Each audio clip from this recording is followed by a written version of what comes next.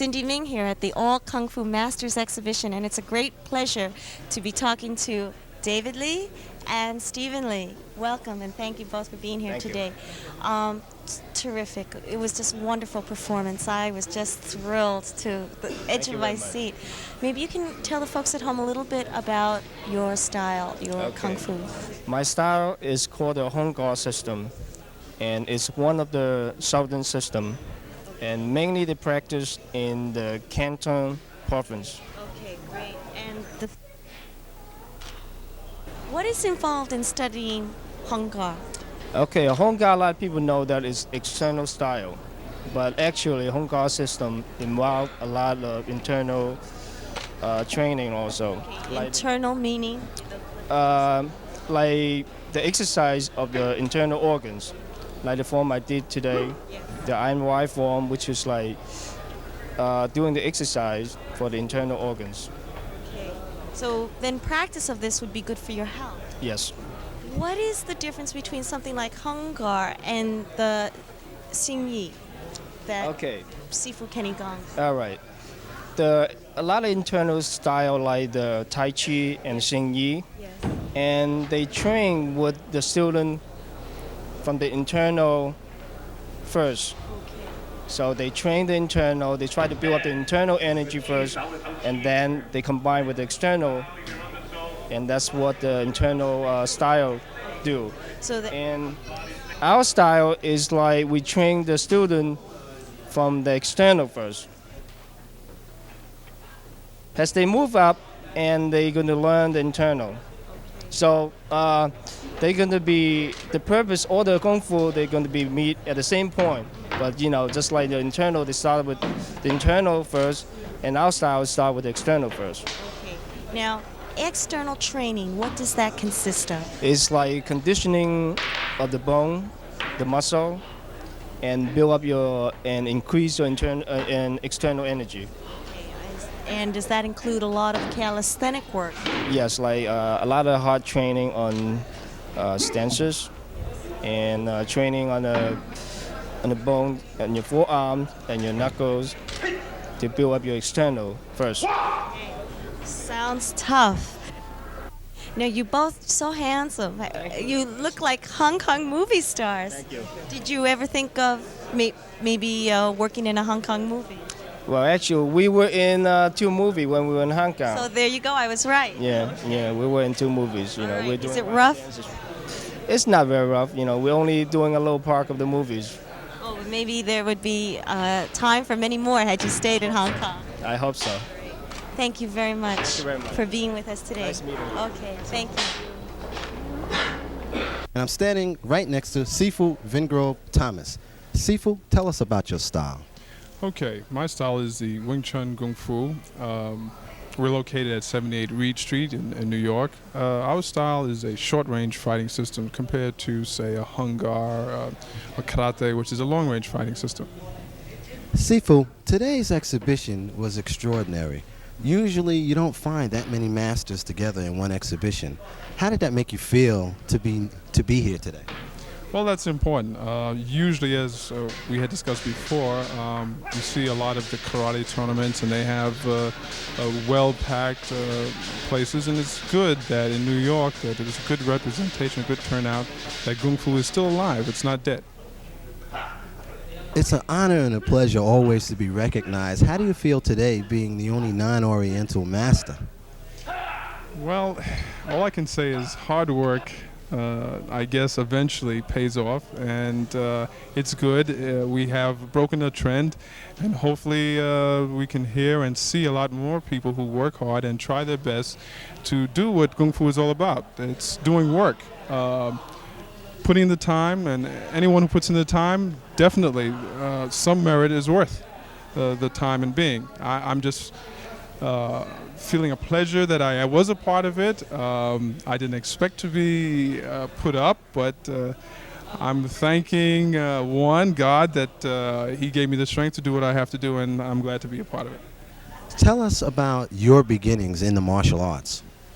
Oh, my beginnings in the martial arts is a little strange. I started when I was, as I usually say, a punk kid, 17, 16. We were influenced by a gentleman who was kind of heavy set, who was into Tai Chi. And I was very surprised in seeing him, the way he handled himself and how he impressed me with the discipline and the necessary working habits of Kung Fu, which is an intricate part of Kung Fu. Being a true human being. Most people don't understand what Kung Fu, what martial arts, being a martial artist is all about. That's being a true human being. Living the life, mind, body, and spirit. One without the other is useless. We were marveled at your exhibition with the wooden horse. Tell us about that. Well, actually, it's called a wooden dummy. It's called the Makyang. It's a legitimate form. Some people just think it's something that you bang and condition yourself. No, it's an actual form that helps you understand the ging, as the Chinese would say, the true power plus positioning of the hands, so that you can understand close-range fighting, in which we specialize.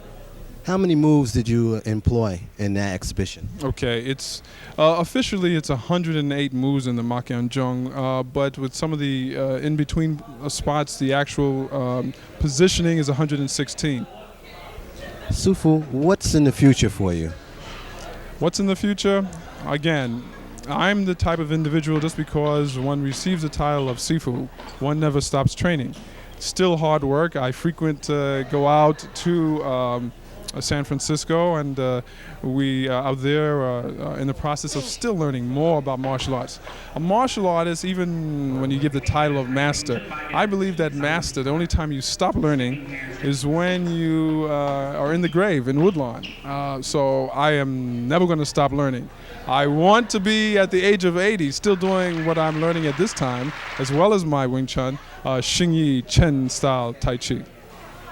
Well, Sifu, we thank you for the time and a beautiful exhibition. Much continued success to you. It's a pleasure. Thank you.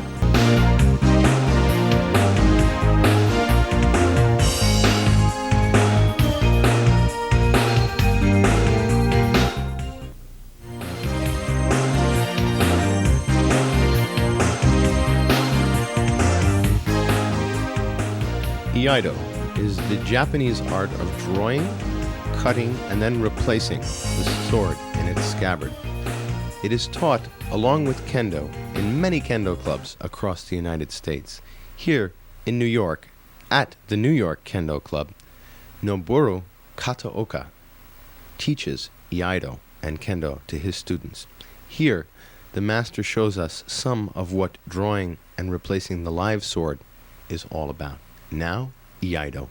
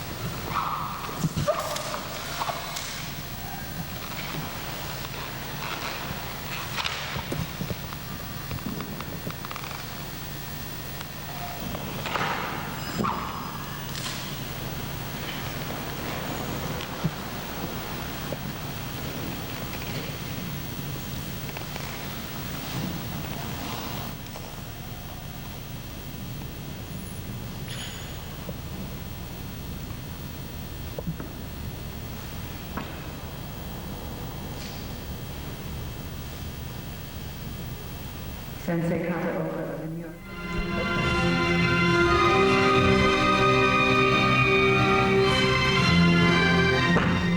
You're world famous for your forms and musical forms. Tell us exactly how you got started in that.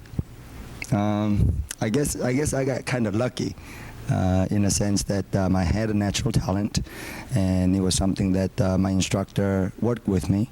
And my brother, Howard Chung, he's usually in the background, and he's my business manager, trainer, coach, everything. And he pushed me to go to tournaments, to compete, and he taught me the things that I need to do to win the open competition, as well as the national tournament, world championship. So it was like, I guess, kind of a learning process at the beginning. You go to a tournament, you trial and error. You know, they like this, they don't like this. But fortunately, I was very lucky. Everything I did, they liked. So I came out on the top.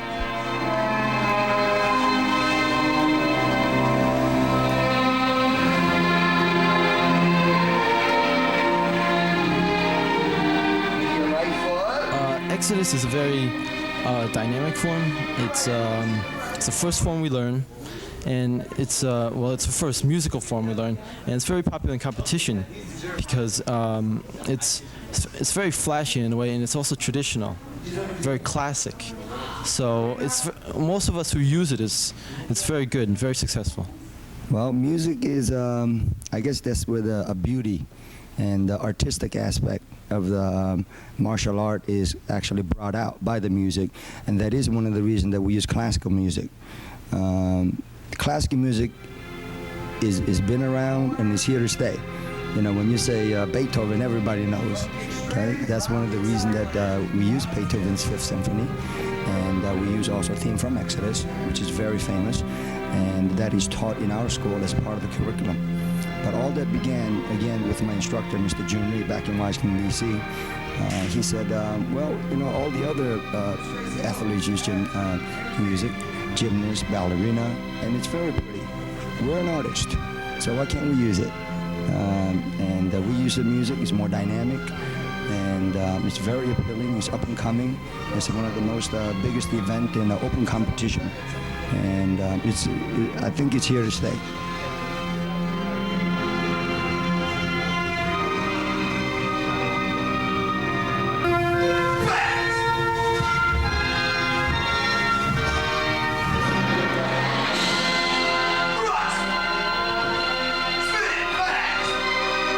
Tell us about the training involved in musical forms. Well, I guess it starts way at the beginning at white belt. You start out with the very first basic form, and you learn the basic techniques such as the down block and the side block, and you learn the front stance and back stance. And then you move all the way up through the belt rankings, learning each specific form for each ranking. And then at the end, you put it all together into a musical form, and you coordinate martial arts with, I guess, turn it into a martial art ballet. I see. It comes out beautifully choreographed, and it also exhibits all the strong points of your studies. That's right. I also believe that the music that's used during the music form is very important. I mean, you wouldn't have something like top 40 hips or something like rock and roll. It has to be something strong, with a strong beat. Also, I like to do forms for classical music, such as the Exodus form and Beethoven's Fifth Symphony, because that's something everybody knows about. That's what I like about it.